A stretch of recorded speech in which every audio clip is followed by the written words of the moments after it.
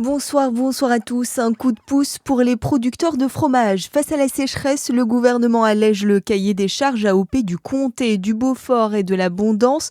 Les producteurs ont obtenu des dérogations exceptionnelles pour nourrir leurs troupeaux. Un label européen impose normalement aux éleveurs de nourrir leurs vaches majoritairement avec de l'herbe issue d'une zone géographique délimitée. Les arbres prennent déjà les couleurs de l'automne dans le Jura et ce n'est pas une bonne nouvelle. Après les fortes chaleurs et le manque d'eau, les forêts montrent des signes importants de dépérissement. Hêtres et épicéas sont touchés, certains arbres étant déjà morts.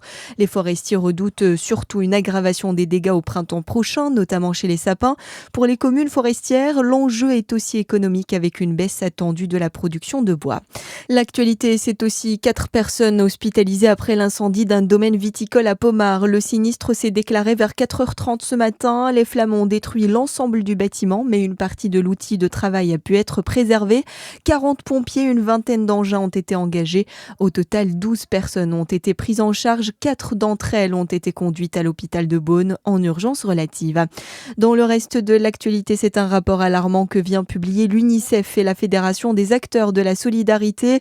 Plus de 2300 enfants dorment toujours à la rue en France, conséquence d'un manque de place dans un système d'hébergement saturé.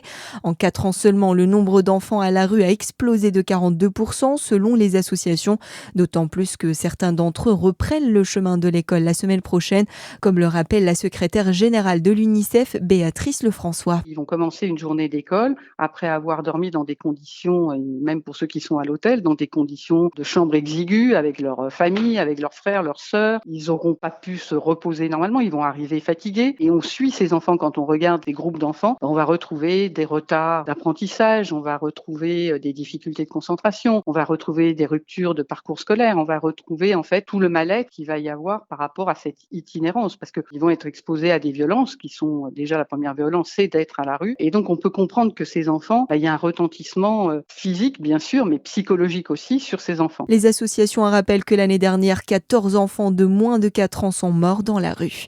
Du sport et d'abord du foot ce soir avec le barrage retour de la Ligue des Champions. Une semaine après son nul sur la pelouse de Fenerbahçe, un partout, Lyon reçoit les Turcs. L'OL n'a plus disputé la Ligue des Champions depuis 6 ans, coup d'envoi 21h.